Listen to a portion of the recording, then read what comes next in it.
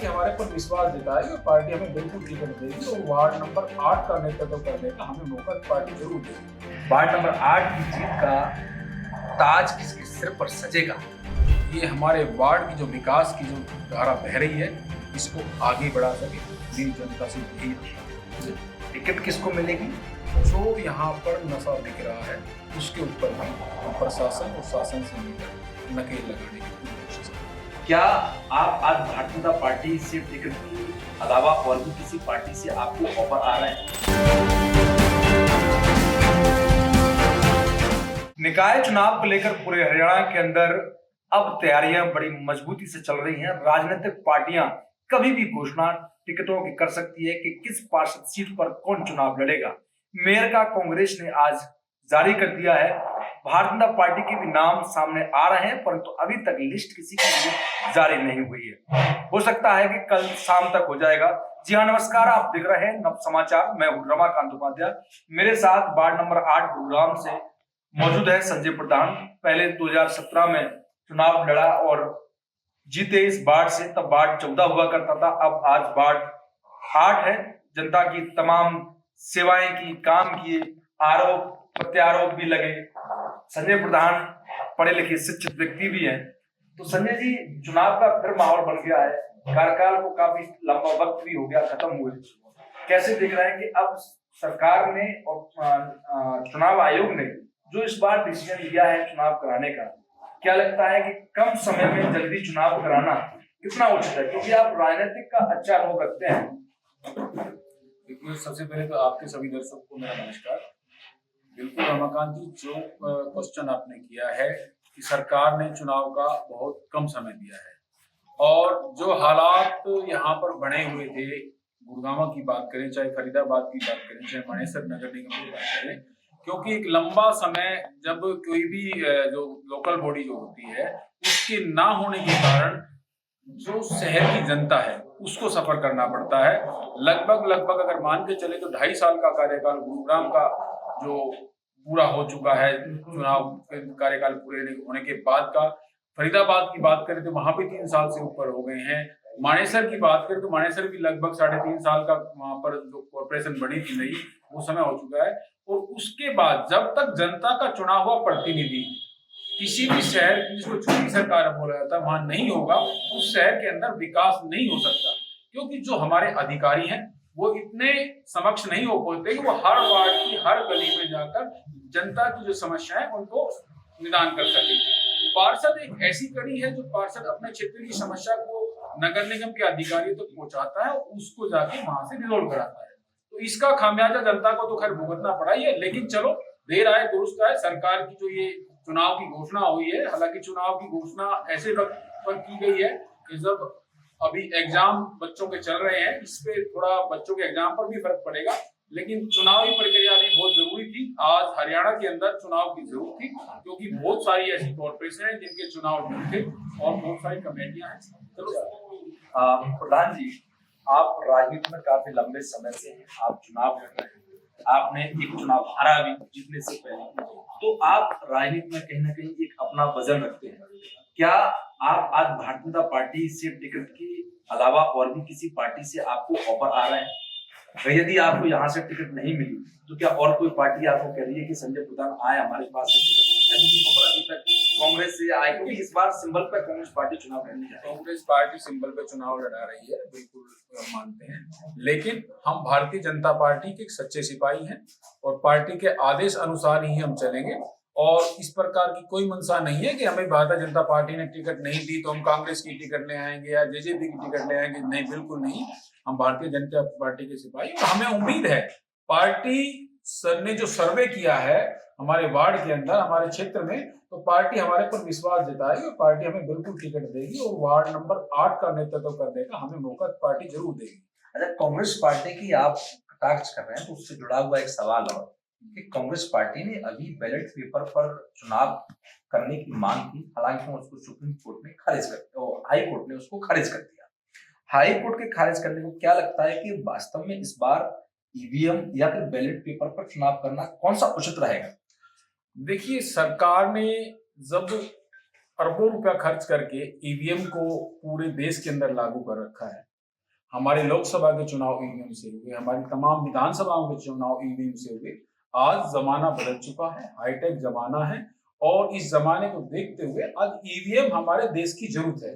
इतना paper waste करना, इतनी सारी वो के लिए बहुत कुछ तंत्र लगाना पड़ता है। आज जो जमाना है, आप 21वीं सदी में हो, अब 5G का जमाना जो चल रहा है, तो ईवीएम आज की जरूरत है और ईवीएम से ईवीएम पर आरोप हर जगह लग रहे हैं। इस बार आप देख रहे हैं जगह जगह अभी लोगों के दिमाग में मनसा में यही है कि अगर भारतीय जनता पार्टी की जीत हो रही है, आज शिवसेना के कद्दावर नेता आज आदित्य ठाकरे पहुंचे थे, तो आज राहुल गांधी और केजरीवाल से मुलाकात की। उन्होंने उसमें कहा है कि भारतीय जनता पार्टी की जो जीत जिस प्रकार से हुई है वो कहीं ना कहीं ईवीएम में। देखिए रमाकांत जी, ईवीएम कोई भारतीय जनता पार्टी 2014 में सत्ता में आई है क्या? उससे पहले ईवीएम नहीं थी क्या? ये बताइए आप। मैं एक क्वेश्चन आपसे पूछता हूँ कि ईवीएम तो आज से 20 साल से चलती आ रही है, तो अब ईवीएम पे क्वेश्चन क्यों उठा रहे हैं? जिस प्रदेश के अंदर कांग्रेस की सरकार आ जाती है, वहां ईवीएम ठीक हो जाती है। अगर कांग्रेस की सरकार नहीं आती, भारतीय जनता पार्टी की सरकार बन जाती है, तो ईवीएम गलत है। लेकिन जो जनता का रुझान है, आज देश के अंदर माननीय प्रधानमंत्री नरेंद्र मोदी जी के नेतृत्व में जो पूरे देश के अंदर बीजेपी की जो लहर बनी हुई है, उस लहर को देखते हुए अब ये आरोप प्रत्यारोप तो राजनीतिक पार्टियों का अधिकार है, वो तो लगाते हैं, लेकिन ऐसा कुछ नहीं है जो ये लेके। अगर ईवीएम गड़बड़ है, अभी रिसेंटली दिल्ली का चुनाव आपके सामने हुआ, दिल्ली में 22 सीट आम आदमी पार्टी की आई हैं। अगर ईवीएम ही गड़बड़ थी तो भी कैसे आती?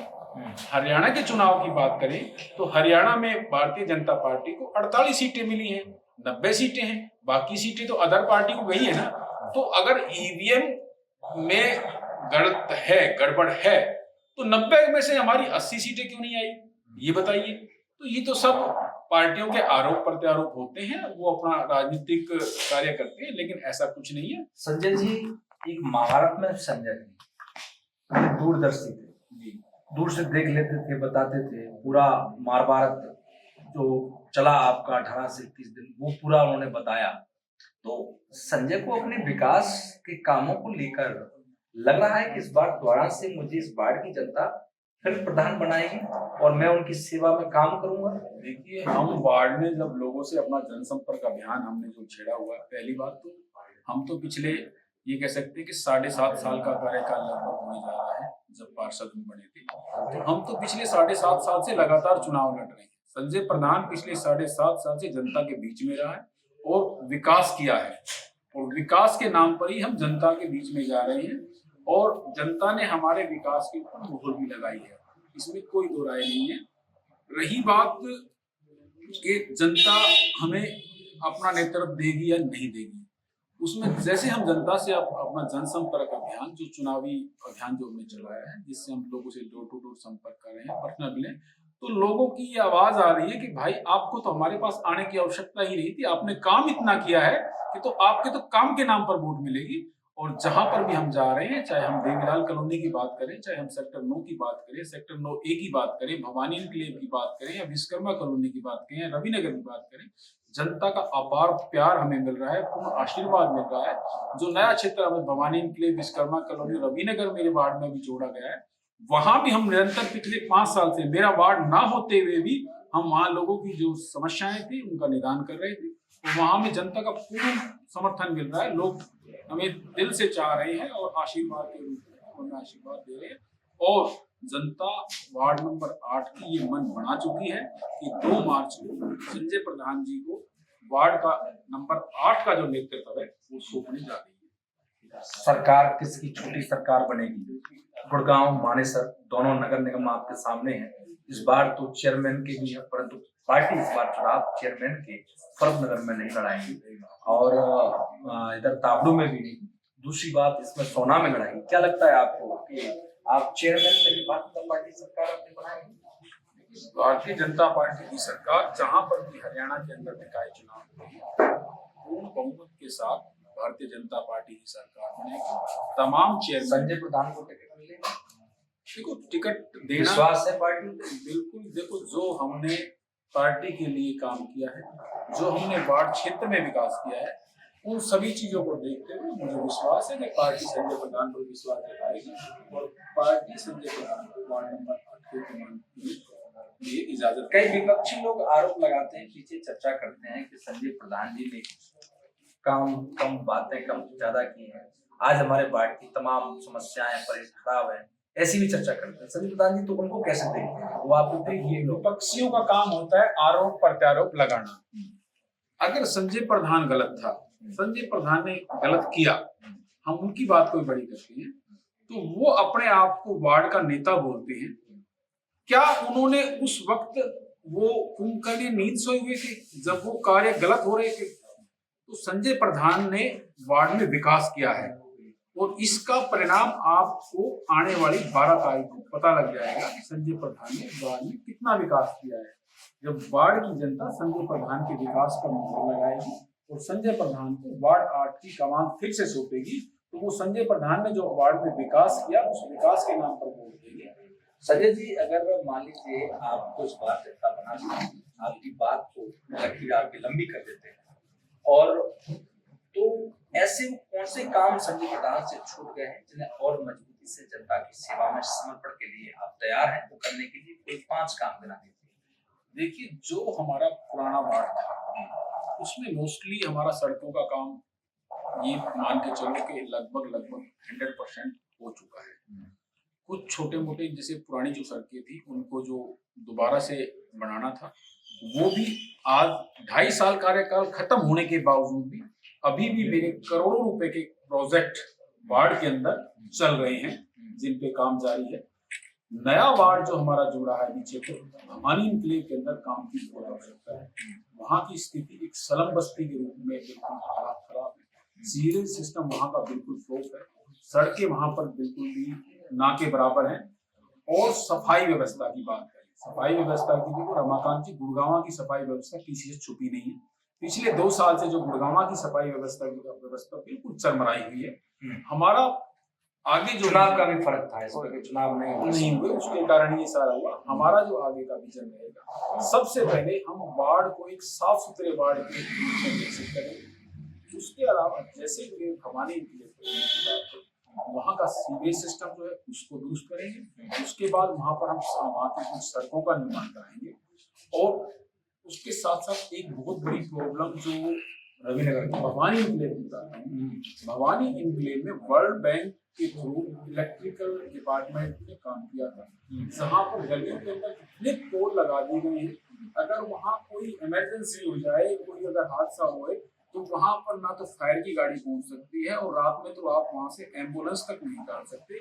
जबकि वो जो बिजली के पोल लगाए और ट्रांसफार्मर लगाए वो सारे आज डेड पड़े हुए हैं, वो चालू नहीं है। तो हमने जैसे ही वार्ड की जनता हमें कमान देगी तो इन चीजों पर फोकस बनाते हुए भवानी इनक्लेव में आज की डेट में मेरे वार्ड के अंदर अगर सबसे ज्यादा काम की जरूरत है तो भवानी इनक्लेव कॉलोनी में है। विश्वकर्मा कॉलोनी की बात करूं तो वहां का भी जो सीवरेज सिस्टम है बिल्कुल फ्लॉप हो चुका है। वो लाइनें आज से 30 साल पहले वहां डाली थी और आए दिन वो चौक रहती हैं। पिछले 2 साल से मैं अपनी टीम के साथ वहां पर मेरा वार्ड ना होते हुए भी कंटिन्यू हम काम कर रहे हैं, उन लाइनों को जैसे तैसे करके हम चला रहे हैं। रविनगर के अंदर भी अगर हम बात करें तो कुछ एरिया ऐसा है। सबसे बड़ी बात जो अभी जो मेरे लिए सब टारगेट होगा वो ये है कि जैसे मेरी भवानी इनक्लेव कॉलोनी की बात करूं, नई कॉलोनी आपके साथ जुड़ी, देवीलाल कॉलोनी की बात करूं या कुछ रविनगर की बात करूं, हमारे इस एरिया में कुछ एरिया ऐसे हैं जहां पर सरकार द्वारा जमीन को अवार्ड किया हुआ है लेकिन वहां आबादी 100% हो चुकी है। तो हमने पार्षद बनने के बाद सबसे पहली जो मेरी मुहिम होगी जो अवार्डेड एरिया हैं उनको पक्का कराने के लिए हम सरकार से गुहार लगाएंगे। और अगर इसके लिए हमें कई मकान लाल डोरे के साथ हाई कोर्ट में जाना पड़ा तो हम हाई कोर्ट में भी इसके लिए जाएंगे। और इस जो भी हमारा ऐसा एरिया है जहाँ 100% आबादी। अच्छा प्रधान जी, ये जब आप अभी बात कर रहे हैं, चुनावी माहौल है, बड़े नेता आते हैं, जुमले मारते हैं, लंबी लंबी चौड़ी चौड़ी जनता के लुभावने संदेश देने के लिए, ऐसा तो नहीं संजय प्रधान वही जो काम पहले करता था खड़ा रहेगा ना साथ में? देखिए, संजय प्रधान की करनी और कथनी में आपको कोई फर्क नजर नहीं आएगा। संजय प्रधान जो कहेगा वो करके दिखाएगा। हाँ, ये हो सकता है कि उसमें जहां वो काम अगर 15 दिन में होना है तो 20 दिन लग सकते हैं, लेकिन काम 100% वो होगा, क्योंकि एक और आपके साथ बड़ा चैलेंज है। नशा सबसे ज्यादा अगर देवीलाल कॉलोनी की बात की जाती है, गुड़गांव के पूरे शहर, ये मैं नहीं कह रहा हूँ, कहीं चर्चा होती है, तो अब नशा सबसे ज्यादा परोसा जा रहा है कुछ यहाँ के बाहर के लोगों के आके, या कोई तमाम ऐसे लोग जो अपने गैंग बना के चल रहे हैं, उसके लिए क्या प्लान किया है? क्या आप इस प्रशासन के साथ कोई आगे बात कर रहे हैं? बिल्कुल, जैसे ही हमें वार्ड की कमान मिलेगी, हम उच्च अधिकारियों के साथ एक बैठक करेंगे। मानता हूं पिछले लगभग 2 साल के अंदर वार्ड के कोरोना अंदर के बाद नशे की जो हालत है वो बिगड़ी है। आज वार्ड के अंदर सूखा नशा भी बिक रहा है, दारू भी बिक रही है। जब जनता ने हमें 2017 में वार्ड की कमान दी थी, तो अगर आपको याद हो रमाकांत जी, आप मेरे वार्ड के निवासी हैं, तो हमारे देवीलाल कॉलोनी की 1 नंबर गली में दारू की दुकान हुआ करती थी। मेरा एजेंडा में ये मैंने जनता के बीच में बोला था, अगर संजय प्रधान को वार्ड का नेतृत्व दिया तो हम सबसे पहले इस दारू की दुकान को यहाँ से हटाएंगे। और संजय प्रधान ने चुनाव जीतने के तुरंत बाद जैसे ही गवर्नमेंट की तरफ से नई ऑप्शन आई, हमने उस दुकान को वहां से हटाया, और आप वो तब से लेकर आज तक हमें दोबारा पॉइंट नहीं बनने दिया है। ऐसा ही आज हमारी देवीलाल कॉलोनी के बाहर 9 नंबर गली जो एंट्रेंस पर एक दारू की दुकान सरकार की तरफ से है, और हमारा ये है कि जैसे हमें जनता फिर से वार्ड की कमान देगी, हम उस दारू की दुकान को भी वहां से शिफ्ट कराएंगे, और जो यहाँ पर नशा बिक रहा है उसके ऊपर भी हम प्रशासन और शासन से मिलकर नकेल लगाने की पूरी कोशिश करेंगे। जनता का आशीर्वाद मिल रहा है? जनता का पूर्ण आशीर्वाद मिल रहा है, भरपूर सहयोग मिल रहा है। जिस भी कॉलोनी में या जिस भी मोहल्ले में हम जा रहे हैं, जनता दिल से हमें चाह रही है, और वार्ड नंबर 8 की जनता ने ये मन बना लिया है कि संजय प्रधान को हमने फिर से वार्ड की कमान दे दी है। कोई संदेश जनता के लिए? जनता के लिए यही संदेश है कि वार्ड 8 की जो जनता है, आने वाली 2 मार्च को ज्यादा से ज्यादा मतदान करें, पढ़े लिखे शिक्षित ईमानदार और कर्मठ व्यक्ति को अपना वोट दें, जो ये हमारे वार्ड की जो विकास की जो धारा बह रही है इसको आगे बढ़ा सके। मेरी जनता से यही अपील है। हमारे साथ वार्ड नंबर 8 से संजय प्रधान मौजूद, जो कि पहले भी पार्षद रह चुके हैं, और उन्होंने तमाम ऐसे कार्य जनहित के लिए कराए भी हैं जो कि किसी से छुपे नहीं। देखना है कि अभी टिकट किसको मिलती है। भारतीय जनता पार्टी के टिकट के लिए तमाम लोग दौड़ रहे हैं, उसकी रेस में भी संजय प्रधान भी, क्योंकि वो कहीं ना कहीं राव इंद्रजीत के काफी नजदीक रहे। साथ में ये भी उन्होंने बताया कि मैंने जो काम किए हैं, जनता मुझ पर उसको लेकर पूर्ण विश्वास के साथ मेरे साथ है। 2 मार्च को अपना मतदान मजबूती से मेरे साथ डाल के खड़े होंगे, और फिर हम आगे का विकास, इस जो कमियां हैं भिवानी क्लब की, उसको ठीक करेंगे। जैसे सीवर की समस्या है खासकर वहां पर, और रोडों की समस्या है, रविनगर की समस्या है, देवीलाल कॉलोनी की है, या नशा परोसने जैसी बातें हैं, उन पर खासकर फोकस किया जाएगा, उनको खत्म कर किया जाएगा। तो उसको लेकर ये प्रशासन से चर्चा भी करेंगे, जैसा कि संजय प्रधान जी बता रहे हैं। देखने वाली बात ये होगी, क्योंकि टिकट किसको मिलेगी और जीत 2 तारीख को वार्ड नंबर 8 की जीत का ताज किसके सिर पर सजेगा। तब तक के लिए देखते रहें नव समाचार, विभाग खबर। हर समय धन्यवाद।